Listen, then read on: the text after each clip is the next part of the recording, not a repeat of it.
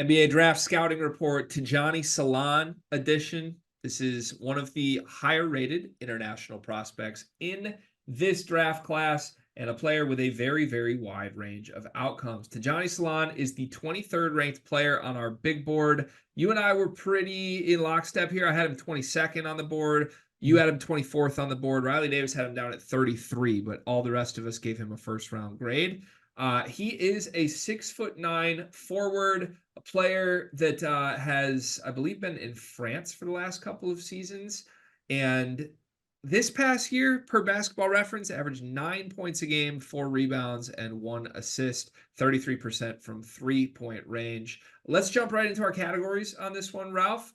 Okay. Give me one word to describe Tidjane Salaun. Raw.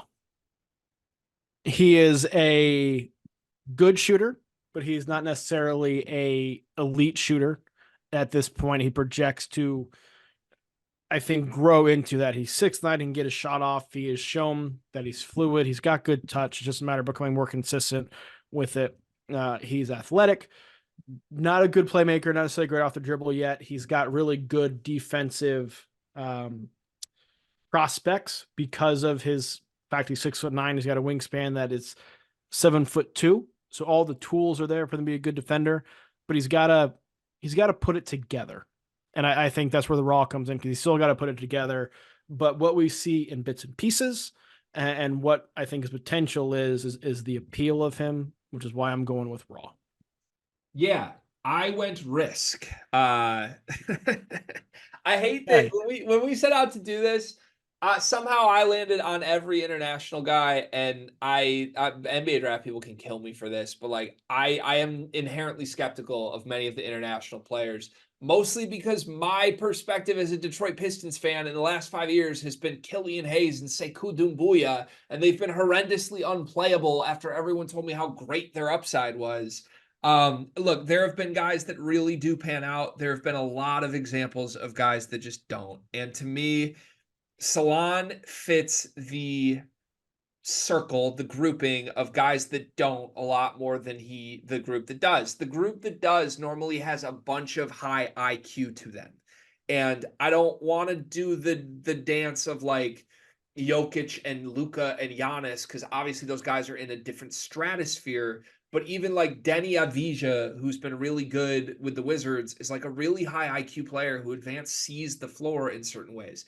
The guys who are just like, oh, he's 6'9" and watch him run, are usually the guys that don't work. And that's Right. every best case version of Tidjane Salaun. If you read scouting reports from people who have watched him a ton, it's just like, he is so fluid at his size. And it's nothing about putting the ball in the basket. It's nothing about his vision. It's nothing about his IQ. It's defensive upside and how he moves. And to me, that's very, very risky. Now, if you're drafting him late in the first round in this draft, you probably don't care. But to me, it's a risk. Anyone who says we're going to put him in a uniform for our franchise, it's just a really, really big risk. Is he more likely to hit his floor or his ceiling? He's more likely to hit his floor for those reasons. Exactly. It is certainly in the realm possibility he hits his ceiling, but there's a lot of growth that has to happen. There's a lot of projection that has to come to fruition. And more importantly, he's got to land somewhere that's going to allow him to grow, and be patient with him and really put time and effort into developing him, which we don't see as much with late first round picks, right? A lot of times that leash, the long leash, is given to the top prospects that need time to develop. Salaun is not necessarily going to be a lottery pick. And so he's got to land somewhere where he has a long leash, and I don't know if he's going to get that. Yeah, he played this past season in France for Cholet Basket. I hope I'm saying that correctly. And I'd like to just do a quick game log read for you, if that's okay, Brian. Absolutely. Here are the first, let me see, 8, 9, 10, 11. Here's the first 11 games of Tidjane Salaun's season for Cholet this past season. I'm just going to do strictly points per game. 4 points a game. 5, 12. His third game of the season, he had 12. 0, 2, 9, 8, 2, 7, 6, 3. We had one game in double figures in his first 2.5 months for Cholet Basket in France. Look, it's all there. If you watch the tape, there are moments, but he is not a productive basketball player. He has not been a productive basketball player at his current league in France. I don't expect him to be one in the NBA.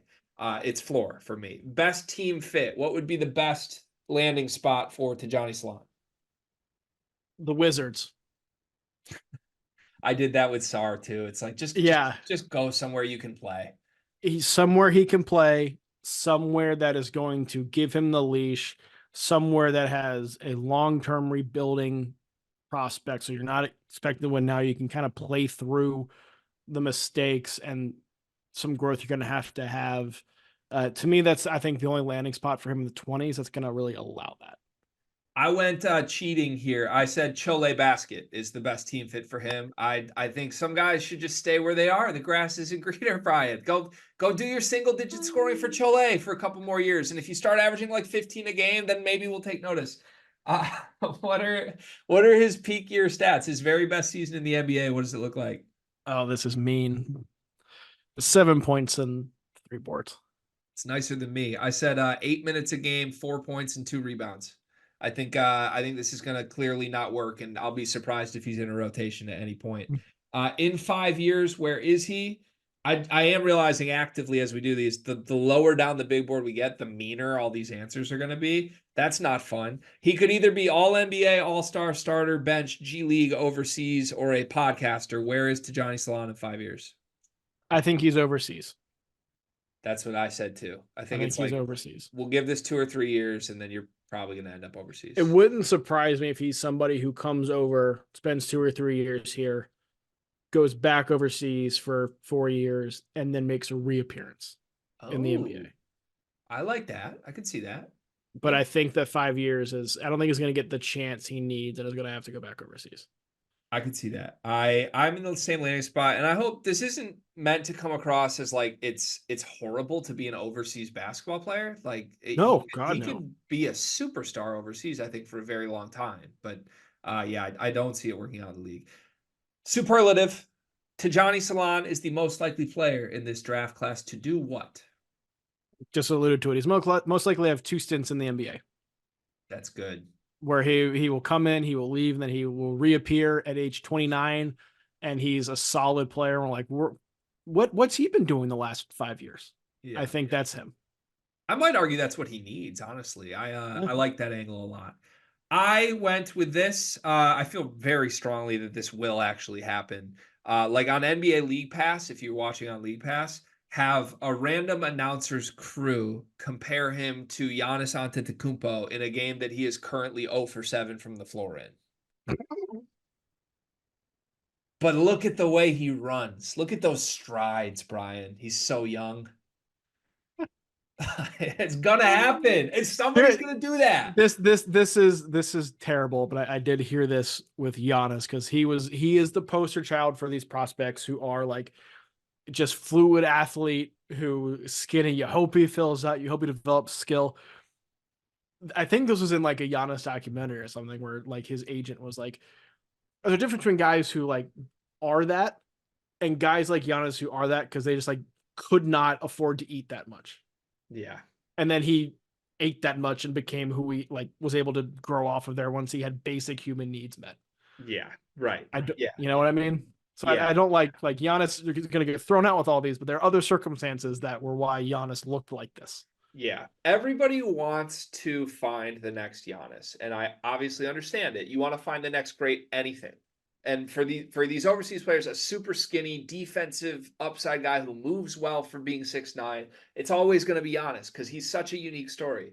But the reality is there's one Giannis and there's hundreds of Sekou Doumbouya's. And no one's going to compare it to Sekou, but to me, that's what you should do. If you enjoyed this video or if you hated it, if you're a Tidjane Salaun fan, you probably did.